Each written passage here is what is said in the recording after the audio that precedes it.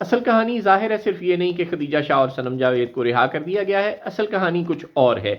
خدیجہ شاہ کو عدالت کے حکم پر رہا نہیں کیا گیا، یعنی وہ ہائی کورٹس اور وہ سپریم کورٹس جو 9 مئی کے بعد سے لے کر اب تک بار بار دہائیاں دے رہی تھیں کہ انسانی حقوق کی خلاف ورزیاں ہو رہی ہیں، پولیس کے پاس شواہد نہیں ہے، لوگوں کو خام خواہ قید کر کے رکھا ہوا ہے وغیرہ وغیرہ، ان میں سے کسی کورٹ کے زبردستی آرڈرز پر دہائی دینے پر، وہ افسران کو لتاڑنے پر یہ رہائیاں عمل میں نہیں آئی۔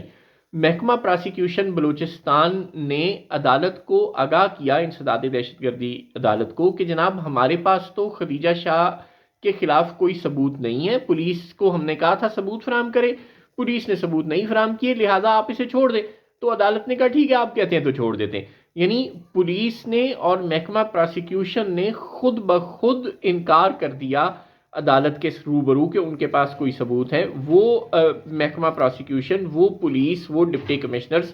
جو ثبوت نہ ہونے کے باوجود، عدالتوں کے 100 بار کے احکامات کے باوجود زبردستی آرڈرز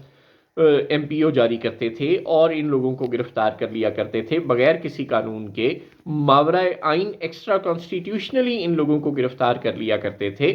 اب وہی محکمہ پراسیکیوشن اور وہی پولیس عدالت کو خود جا کے کہہ رہی ہے کہ جناب ہمارے پاس کوئی ثبوت نہیں، آپ مہربانی کریں کہ خدیجہ شاہ صاحبہ کو چھوڑ دیں۔ یہی کہانی تقریباً لاہور میں صنم جاوید کے واقعے میں بھی ہوئی، اور جسٹس باقر نجفی کی کورٹ کو مطلع کیا گیا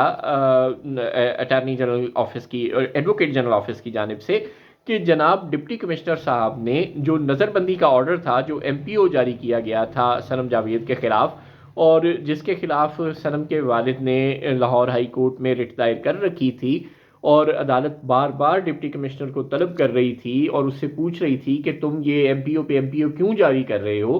اور کوئی اپنے پروں پر پانی نہیں ڈلنے دے رہا تھا، اور توہین عدالت تک کے نوٹسز کو یہ ڈپٹی کمشنرز اہل قوت کے حکم پر خاطر میں نہیں لا رہے تھے۔ اب ایڈوکیٹ جنرل آفس نے آگاہ کیا ہے لاہور ہائی کورٹ کو کہ جناب ڈپٹی کمشنر نے جو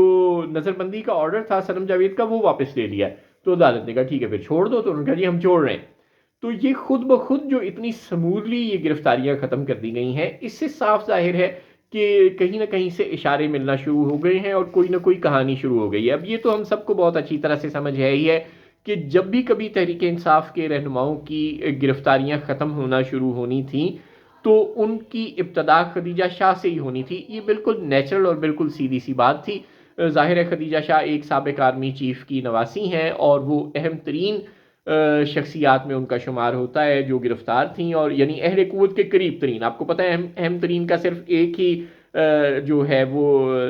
میئر ہے، گیج ہے کہ وہ اہل قوت کا کتنا قریبی ہے، اور خدیجہ شاہ سے قریبی چونکہ اہل قوت کا کوئی نہیں تھا، تو جب بھی کبھی تحریک انصاف کے لوگوں کی گرفتاریوں کو ختم ہونا شروع ہونا تھا تو ان کو خدیجہ شاہ سے ہی ہونا چاہیے تھا۔ یہ تو این نیچرل تھا۔ اور پھر یہ تاثر دینے کے لیے کہ جناب ہم نے صرف ایک تحریک انصاف کے کارکن کو رہا نہیں کیا، اور کیونکہ وہ ہمارا قریبی تھا، ہم نے تو کسی ایسے کو بھی رہا کر دیا جو ہمارا قریبی نہیں تھا، تو ہم تو انصاف کے اصولوں کے مطابق چل رہے ہیں اپنے والوں، مطلب لوگوں کو بے وقوف بنانے کے لیے، یہ سمجھانے کے لیے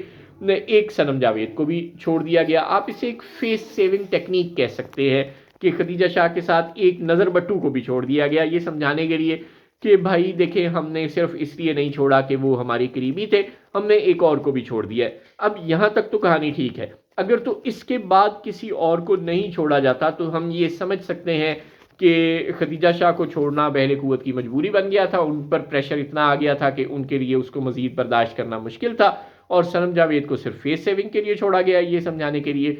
کہ جی ہم نے صرف اپنے قریبی کو نہیں چھوڑا، ہم نے سویلینز میں سے بھی کسی کو چھوڑ دیا ہے۔ البتہ اب اگر اس کے بعد کسی کو چھوڑا جاتا ہے تو پھر یہ سمجھنا قرین قیاس ہوگا کہ اس کا مطلب الیکشن میں تحریک انصاف کے لوگوں کے دلوں میں اپنے لیے سافٹ کارنر پیدا کرنا ہے۔ اس کا مطلب ہے کہ اسٹیبلشمنٹ کو یہ محسوس ہونا شروع ہو گیا ہے کہ لاہور میں تحریک انصاف، بالخصوص پورے پنجاب میں تحریک انصاف 0 سیٹ نہیں جیتنے والی۔ وہ تمام پابندیاں، وہ ریٹرننگ افسروں کے ذریعے جو کاغذات نامزدگی کو مسترد کرنا، پری پول ریگنگ کے ذریعے تحریک انصاف کے رہنماؤں کو بٹھانا،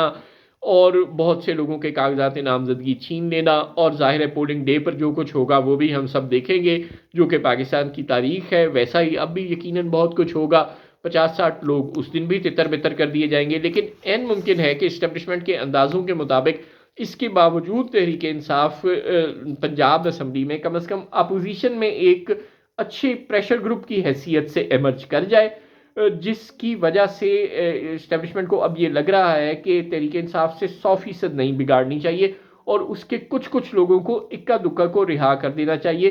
تاکہ جو مراد سعید ٹائپ لوگ اب انہوں نے مزید گرفتار کرنے ہیں، یعنی تحریک انصاف کے وہ ہاکس عمر ایوب، مراد سعید ٹائپ لوگ جو ابھی تک رہا ہیں، آزاد ہیں، جو چھپ کے ہی صحیح لیکن اپنی سرگرمیوں میں مصروف ہے،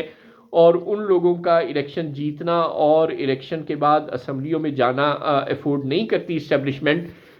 جو ظاہر ہے سیاست کو سمجھتے بھی ہیں اور کام کو بھی سمجھتے ہیں اور اسمبلیوں کی ورکنگ کو بھی سمجھتے ہیں، تو ان لوگوں کو اب چونکہ پکڑنا ہے تو ان کو پکڑنے سے پہلے کچھ لوگوں کو چھوڑ دینا، یعنی یہ ایک بیلنسنگ فیکٹر بھی ہو سکتا ہے۔ لیکن بہرحال تحریک انصاف کے لوگوں کے لیے اچھی خبر یہ ہے کہ اب کم از کم ایک دو اور خواتین کو شاید تحریک انصاف کی رہا کر دیا جائے، یقیناً وہ یاسمین راشد جیسی ایسی خواتین شاید نہ ہوں جن کے پاس پارلیمنٹ کا ایکسپیرینس موجود ہے، لیکن یہ سماجی کارکن اور اس طرح کے جو چھوٹے موٹے لوگ جو تحریک انصاف کے کارکن گرفتار ہیں، اور وہ ورکرز، وہ لیڈرز جن کی کوئی سے نہیں ہے، ایسے لوگوں کو اب شاید الیکشن سے پہلے کچھ کو مزید بھی چھوڑ دیا جائے گا،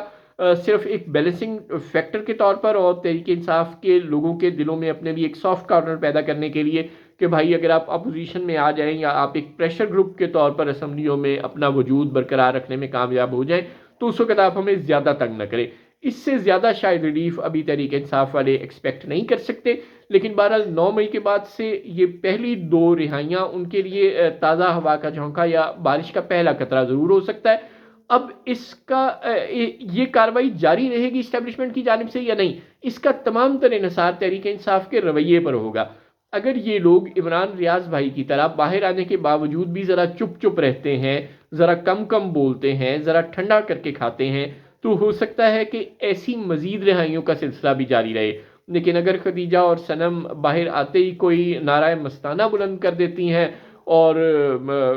در گنبد افلاک اپنا گلگلہ مچانے کی کوشش کرتی ہیں، تو پھر ہو سکتا ہے کہ اسٹیبلشمنٹ اپنی اس پالیسی سے رجوع کر لے، اور جو اس نے یہ سوچا ہے کہ وہ 2-4 خواتین کو یا 2-4 سافٹ قسم کے مرد ارکان کو رہا کر دے، وہ اپنے اس فیصلے سے رجوع کر لے اور یہ گرفتاریوں کا سلسلہ جاری رہے۔ یہ تمام تر جو اب مستقبل ہے وہ تحریک انصاف کے لیڈران کے اپنے رویے پر ڈیپینڈ کرے گا۔